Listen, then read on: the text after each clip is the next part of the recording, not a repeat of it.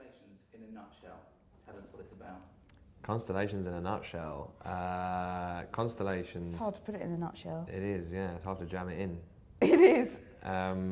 It's a love story about a boy and a girl who get together, and it's a play that charts the course of a relationship between a boy and a girl. And the boy's a beekeeper, and the girl is a quantum physicist.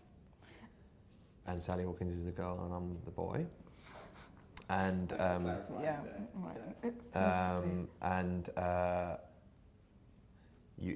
Sally's character is obsessed with a multiverse in particular.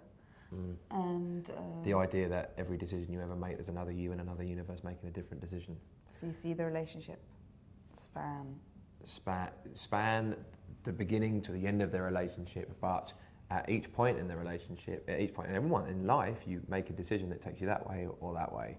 And in Nick Payne's play, we see 5 or 6 different versions of the one scene played out, with different decisions being made by different characters. And it's beautiful. And that also you've got the fact that she's towards the end, she sort of gets ill, and that I'm not giving it away.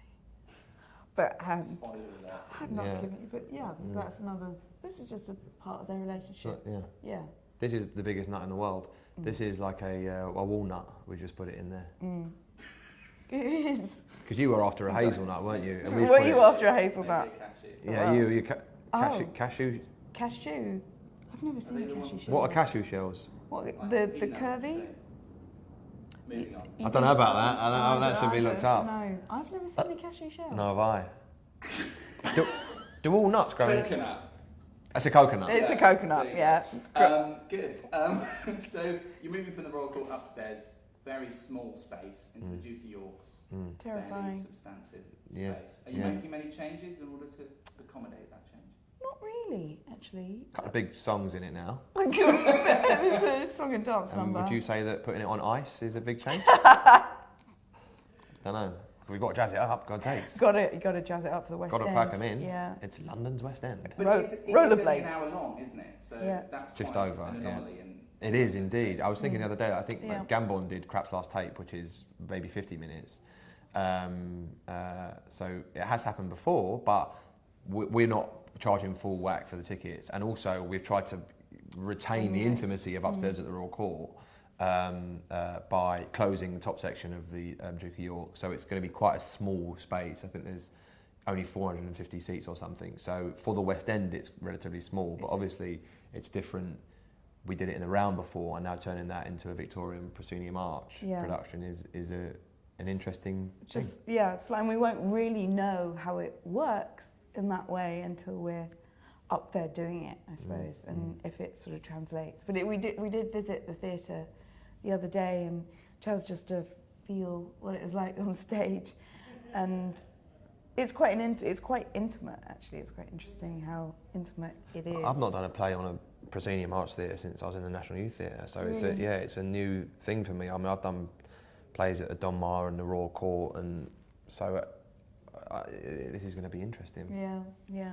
And you're coming in on the back of Posh and Jumpy, which were two massive hits for the court. Yes. Does that bring with it a certain pressure? No, for me, does it bring pressure to you? Well, it's slightly, you want to do the best. You want to make sure that you continue that. You success. do, yeah, absolutely. But to me, it's heartening because it means that people are prepared to go and pay for serious theatre in the West End. And new writing as well, and it's kind of rare in the West End. It's usually stuff that's been tried out before. It's classics. So to have that outlet at the West End is brilliant.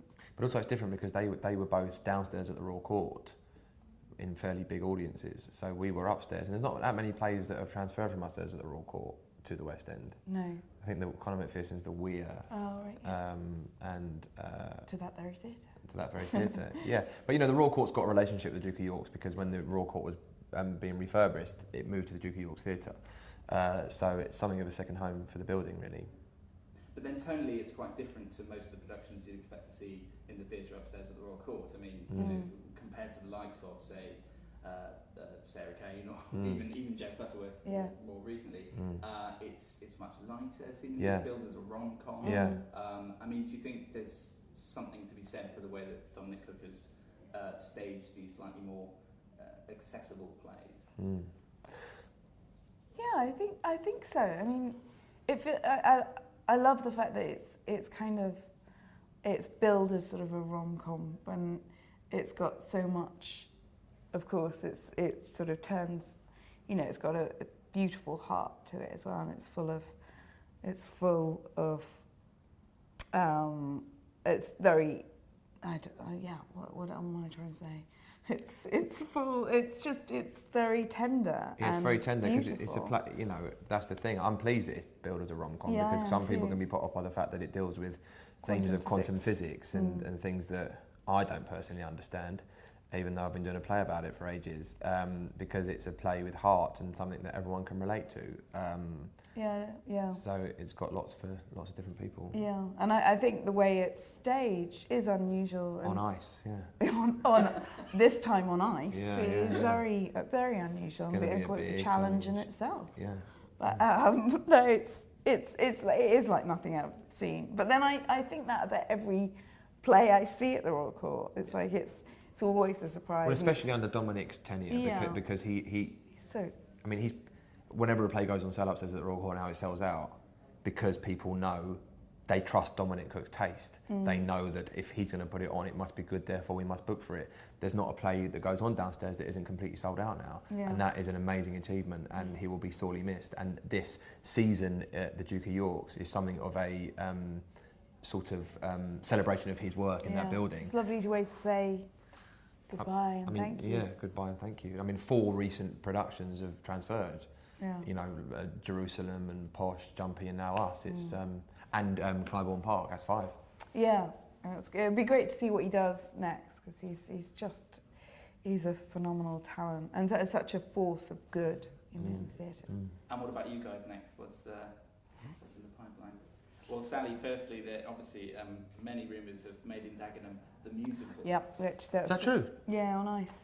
Can't wait to see that. Yeah, I know. Is there Made in Dagenham the musical? Yeah, really? Yeah, I know. Yeah, I did offer.